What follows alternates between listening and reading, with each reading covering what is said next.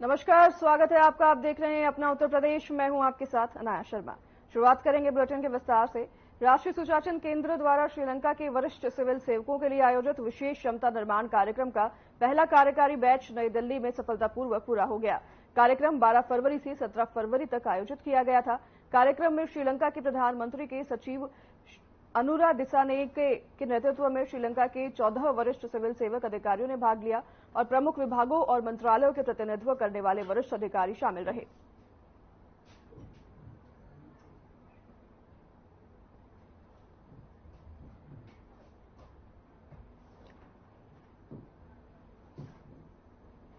Civil सेवकों के लिए कार्यक्रम का आयोजन किया गया, जिस दौरान कई अधिकारी मौजूद रहे। श्रीलंका के 14 अधिकारी इस कार्यक्रम में शामिल हुए। तस्वीरें अपनी स्क्रीन पर आप देख रहे हैं और कई वरिष्ठ अधिकारी भी इस कार्यक्रम में बतौर मुख्य अतिथि शामिल रहे। सिविल सेवकों के लिए कार्यक्रम का आयोजन किया गया था, जिसकी तस्वीरें अपनी स्क्रीन पर आप देख रहे हैं और उसके दौरान श्रीलंका के 14 अधिकारी इस कार्यक्रम में मौजूद रहे।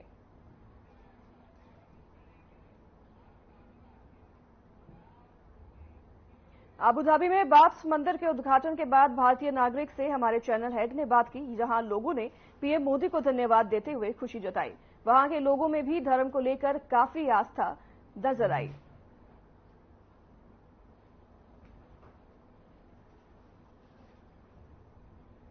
तो आप देखिए यहाँ पे लगातार मैं अपने वीडियो जर्नलिस्ट से बोलूंगा कि एक बार दिखाएं लोगों का जोश जो यहाँ पे है।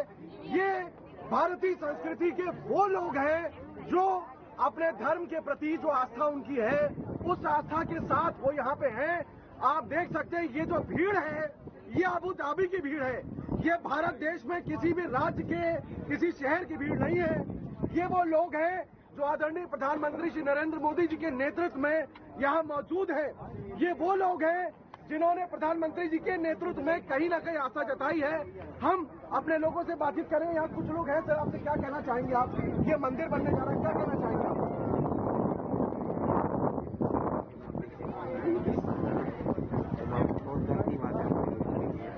बहुत गर्व की बात है। अब हमें तुरंत बोला जा रहा है कि तुरंत यहाँ से चले, लेकिन हम एक आखिरी वर्जन लेंगे यहाँ से। मैडम, आप यहाँ पे आई हैं, यहाँ पे मंदिर में कैसा लग रहा है आपको? क्या बोलना चाहिए आप? रिपोर्टर हो भैया, थैंक यू। तो आप एज जर्नलिस्ट बताइए कैसा लग रहा है? बहुत अच्छा लग रहा है। सब समुदाय के लोग आ रहे हैं इतनी खुशी से और इतने सज धज के आ रहे हैं और उनके अंदर इतना उत्साह है कि देख के ही मजा आ गया उनके। 18 फरवरी से आम जनता के लिए ये मंदिर सबके लिए खोल जाएगा। वीडियो जर्नलिस्ट सपना चारण सिंह के साथ मैं ब्रिजमोहन सिंह रघुवंशी, साधना टेलीविजन के लिए अबू धाबी यूएई से। लखनऊ के राजभवन में प्रादेशिक फल शाकबाजी एवं पुष्प प्रदर्शनी 2024 के शुभारंभ कार्यक्रम का आयोजन किया गया, जिसमें राज्यपाल आनंदीबेन पटेल और सीएम योगी आदित्यनाथ ने शिरकत की और प्रदर्शनी का शुभारंभ किया।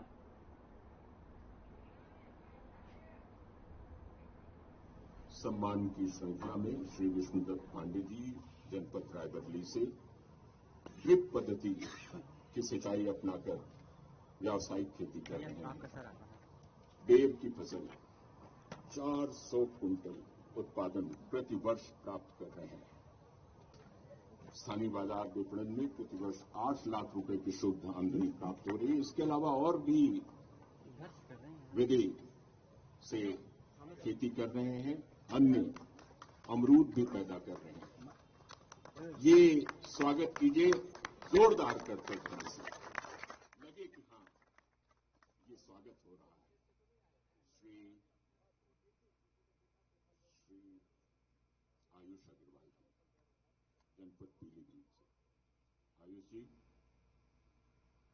अग्रवाल जी पॉली हाउस में 4000 वर्ग मीटर क्षेत्रफल में रंगीन शिमला मिर्च की व्यावसायिक खेती कर रहे हैं। वैज्ञानिक ढंग से खेती कर रहे हैं। जोरदार ढंग से इनका स्वागत होना चाहिए। 15 लाख की शुद्ध आमदनी प्राप्त कर रहे हैं। और श्री विजेंद्र सिंह जी जनपद कन्नौज से मैं आमंत्रित करता हूं। ग्लैडियोलस की खेती कर रहे हैं। गुलदाउदी, कन्नौज। श्री रामजी दुबे जनपद मिर्जापुर से ड्रैगन फ्रूट्स की व्यावसायिक खेती कर रहे हैं। शानदार काम कर रहे हैं।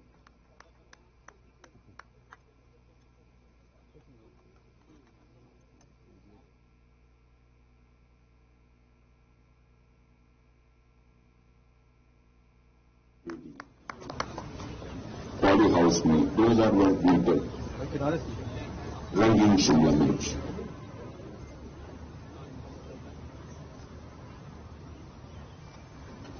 शानदार उपलब्धि। करते ध्वनि से स्वागत हो श्रीमती उषा उपाध्याय सहारनपुर से। आइए उषा जी, ये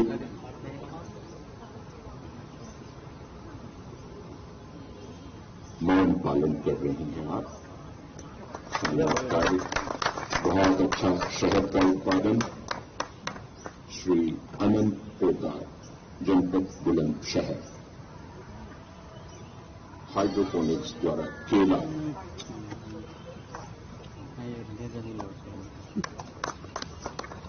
श्री बलवंत प्रसाद जी, जनपद चंदौली से।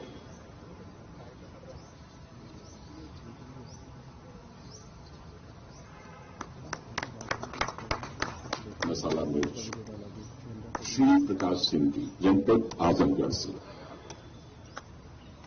Mushroom, button mushroom.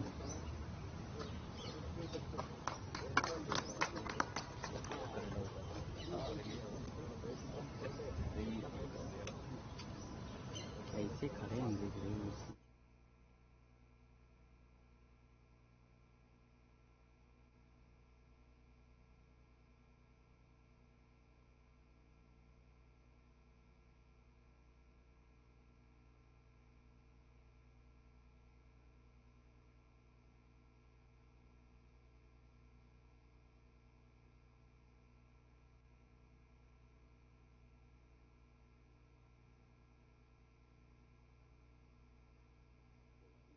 जनपद बरेली से।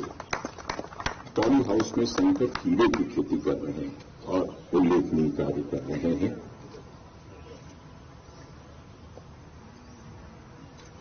संकल्प से सिद्धि की ओर, समृद्धि की ओर। श्री इंद्रजीत पटेल जी, जनपद प्रयागराज से, संगम नगरी से आए हुए हैं पटेल जी। 2 हेक्टेयर क्षेत्रफल में लाल अमरूद की खेती करते हैं। इलाहाबादी सूखा अमरूद।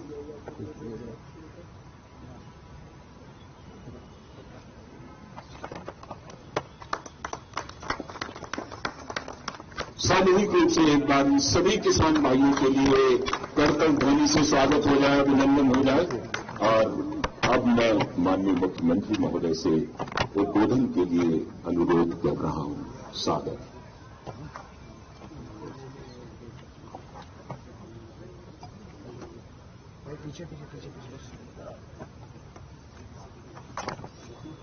राजभवन प्रांगण में आयोजित प्रादेशिक फल, साग भाजी एवं पुष्प प्रदर्शनी 2024 के शुभारंभ कार्यक्रम के अवसर पर अपना मार्गदर्शन और आशीर्वाद प्रदान करने के लिए यहां पर उपस्थित प्रदेश की आदरणीय राज्यपाल महोदया, प्रदेश सरकार में मंत्रिमंडल के मेरे सहयोगी, उद्यान मंत्री श्री दिनेश प्रताप सिंह जी, प्रदेश के मुख्य सचिव श्री दुर्गा शंकर मिश्र जी, कृषि उत्पादन आयुक्त श्री मनोज कुमार सिंह जी, आज के इस कार्यक्रम में उपस्थित हमारे सभी वरिष्ठ प्रशासनिक अधिकारीगण, अन्नदाता किसान बहनों और भाइयों, आज राजभवन प्रांगण में 55वीं प्रादेशिक फल, साग भाजी एवं पुष्प प्रदर्शनी का शुभारंभ हो रहा है। इस अवसर पर औद्यानिक फसलों के माध्यम से अपनी आमदनी को कई गुना बढ़ाने वाले सभी अपने अन्नदाता किसानों का मैं प्रदेश सरकार की ओर से हृदय से अभिनंदन करता हूं, स्वागत करता हूं। मुझे प्रसन्नता है कि प्रतिवर्ष यह आयोजन राजभवन प्रांगण में होता है और बड़ी रुचि के साथ प्रदेश के औद्यानिक फसलों में अपनी आमदनी में रुचि रखने वाले और प्रदेश के विकास में अपना योगदान देने वाले हमारे किसान बंधु इस अवसर पर आकर के अपने अपने उत्पाद को इस प्रदर्शनी के माध्यम से प्रदेशवासियों के सामने रखने का कार्य करते हैं। हम सब जानते हैं उत्तर प्रदेश एक संभावना वाला प्रदेश है। भारत की आबादी का 16% हिस्सा अकेले उत्तर प्रदेश में निवास करता है। भारत की कुल कृषि योग्य भूमि का मात्र 11% उत्तर प्रदेश के पास है, लेकिन खाद्यान्न उत्पादन उत्तर प्रदेश में देश के कुल खाद्यान्न उत्पादन का 20% से अधिक शेयर उत्तर प्रदेश करता है।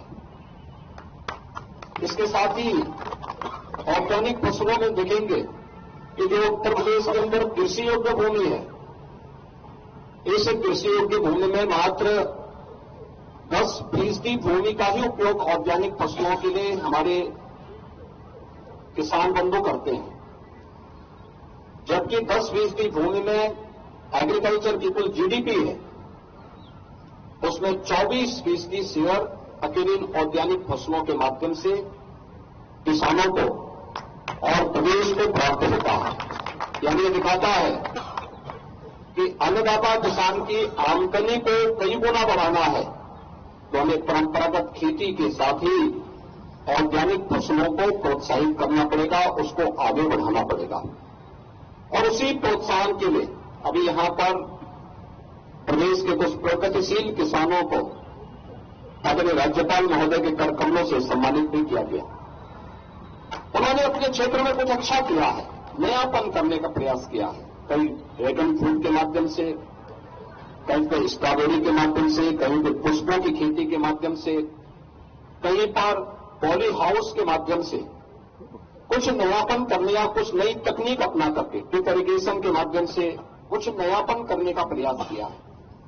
यह आज के समय में जब डबल इंजन की सरकार उन्हें हर प्रकार का प्रोत्साहन दे रही है, सहयोग कर रही है, उन स्थितियों में उनके सामने आगे बढ़ने का एक अवसर है। और हम सब आभारी हैं माननीय राज्यपाल महोदया के कि वह प्रतिवर्ष इस प्रांगण को प्रदेश के ऑर्गेनिक फसलों में रुचि रखने वाले हमारे प्रगतिशील किसानों के लिए 3 दिवसीय इस प्रदर्शनी के लिए उपलब्ध करवाते हैं। उसमें न केवल हमारे अन्नदाता किसान भागीदार होते हैं, बल्कि लखनऊ और प्रदेश भर से आने वाले लोग भी इस प्रदर्शनी का हिस्सा बनते हैं। आदरणीय प्रधानमंत्री जी के विजन के अनुरूप अगर हमें किसान की आमदनी को कई गुना बढ़ाना है और प्रदेश की जीडीपी में भी हमारे गांव का, हमारे जनपद का और हमारे प्रदेश का योगदान हो सके, इसके लिए हमें इस क्षेत्र में और भी रुचि लेकर के आगे बढ़ना होगा। यह न केवल आमदनी बढ़ाने के लिए बल्कि विटामिन की दृष्टि से भी, पोषक तत्वों की दृष्टि से भी इन ऑर्गेनिक फसलों के माध्यम से हम प्रत्येक नागरिक के जीवन में व्यापक परिवर्तन ला करके कुपोषण जैसी उन बीमारियों से लड़ने के लिए भी हम अपने आप को, अपने लोगों को तैयार कर पाएंगे। एक बार फिर से 3 दिवसीय प्रादेशिक सागबाजी और पुष्प प्रदर्शनी के शुभारंभ के अवसर पर मैं आदरणीय राज्यपाल महोदय के प्रति आभार व्यक्त करता हूं। आप सभी अन्नदाता किसानों का हृदय से अभिनंदन करते हुए, जिन्हें आज सम्मानित किया गया, उन किसानों को हृदय से बधाई देते हुए 19 को आदरणीय राज्यपाल महोदय के कर कमलों से यहां पर इस पूरी प्रदर्शनी में जिन किसानों ने रुचि लेकर के अपने प्रोडक्ट को यहां पर प्रदर्शनी के माध्यम से प्रस्तुत किया है, उन सब के सम्मान और उनका प्राइज डिस्ट्रीब्यूशन का कार्यक्रम भी उस अवसर पर संपन्न होगा। मैं उन सबको भी हृदय से जो उसमें स्थान प्राप्त करेंगे, उन्हें हृदय से अग्रिम बधाई देता हूं, शुभकामनाएं देता हूं। धन्यवाद। जय हिंद।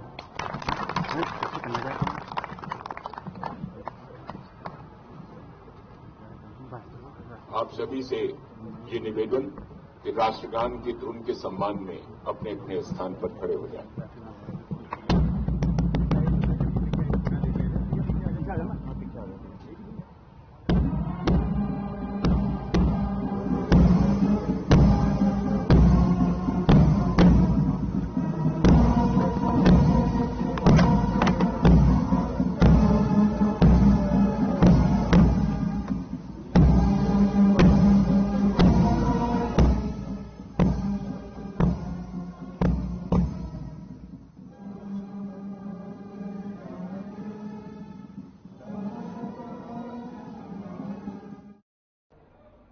कर्पूरी ठाकुर की पुण्यतिथि पर मंत्री अमित शाह ने ट्वीट कर कहा है कि उन्हें नमन श्रद्धांजलि देते हुए स्वतंत्रता सेनानी और सामाजिक चेतना के अग्रदूत कर्पूरी ठाकुर जी की पुण्यतिथि पर कोटिश वंदन। कर्पूरी जी ने अपने सामाजिक जीवन में शुचिता और त्याग के सर्वोच्च मानदंड स्थापित किए। आजीवन पिछड़े व महिलाओं के अधिकारों के लिए समर्पित ठाकुर जी ने शिक्षा व्यवस्था को सर्वसुलभ बनाने के महत्वपूर्ण कार्य किए थे। माननीय प्रधानमंत्री नरेंद्र मोदी ने कर्पूरी ठाकुर जी को भारत रत्न का सम्मान देकर उनके कार्यों को प्रकाश में लाने का कार्य किया है।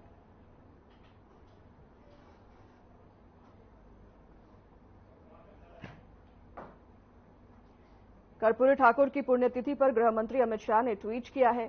ट्वीट कर उन्होंने कहा कि स्वतंत्रता सेनानी और सामाजिक चेतना के अग्रदूत कर्पूरी ठाकुर जी की पुण्यतिथि पर कोटिश वंदन। उन्होंने आगे कर्पूरी जी के बारे में लिखते हुए कहा कि कर्पूरी जी ने अपने सामाजिक जीवन में शुचिता और त्याग के सर्वोच्च मानदंड स्थापित किए। आजीवन पिछड़ों व महिलाओं के अधिकारों के लिए समर्पित ठाकुर जी ने शिक्षा व्यवस्था को सर्वसुलभ बनाने के महत्वपूर्ण कार्य किए थे।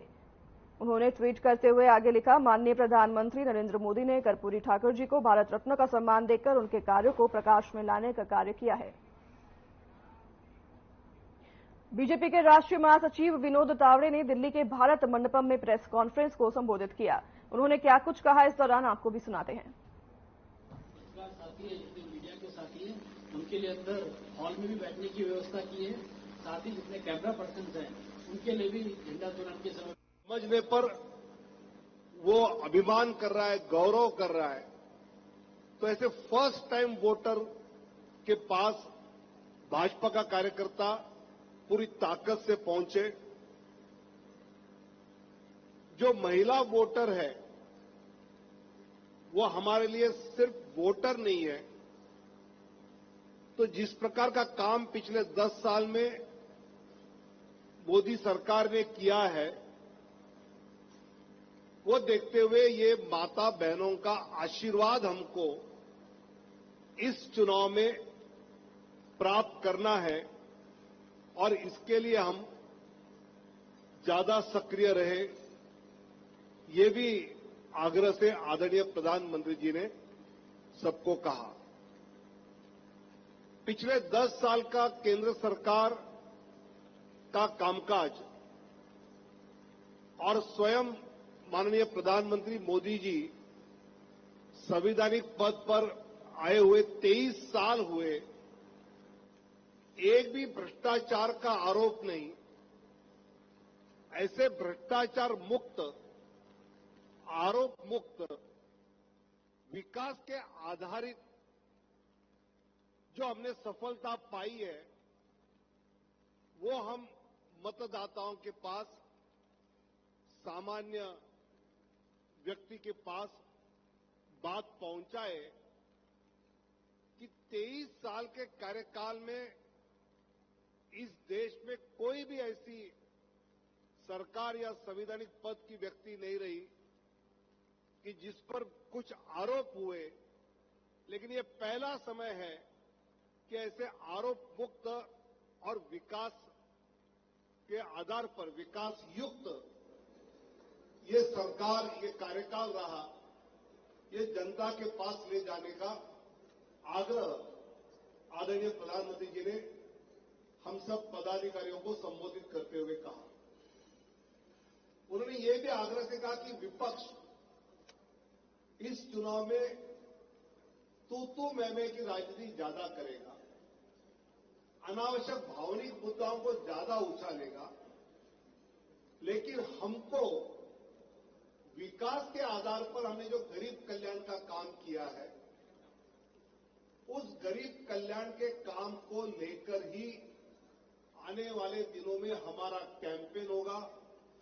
हमारा मतदाता तक पहुंचने का एकमात्र टारगेट विकास के आधार पर, गरीब कल्याण के आधार पर देश को दुनिया में गौरव के स्थान पर ले जाने के आधार पर हम जनता के पास जाए और आने वाले चुनाव में उनका आशीर्वाद प्राप्त करें, ये भी आग्रह से हम सबको संबोधित करते समय आदरणीय प्रधानमंत्री जी ने कहा। इसी बैठक में भारतीय जनता पार्टी के राष्ट्रीय अध्यक्ष आदरणीय जगत प्रकाश नड्डा जी ने यह 10 साल की विकास यात्रा एक अभूतपूर्व यात्रा रही, जो प्रधानमंत्री मोदी जी के नेतृत्व में हम सब कार्यकर्ताओं ने पूरी ताकत के साथ इस यात्रा में हम सम्मिलित हुए। इसमें सबका साथ, सबका विकास, सबका विश्वास, सबका प्रयास, ये जो मोदी जी ने कहा उसको शब्दशः सत्य में लाते हुए भारतीय जनता पार्टी के लाखों करोड़ों कार्यकर्ता देश में जमीन पर जुटे। गरीब, युवा, किसान और महिला, इसको लेकर जो इस मोदी सरकार के द्वारा काम हुए वो जनता तक ले जाने में पार्टी का कार्यकर्ता सफल हुआ। लगभग गांव चलो अभियान में 7.5 लाख से अधिक गांव तक भारतीय जनता पार्टी पहुंचने में सफल हुई।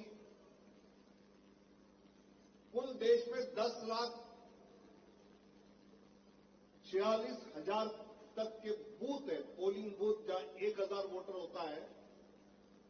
इसमें से 8.5 लाख बूथों तक पहुंचने में सफलता भारतीय जनता पार्टी के कार्यकर्ता ने हासिल की है। इसका भी जिक्र आदरणीय अध्यक्ष नड्डा जी ने किया।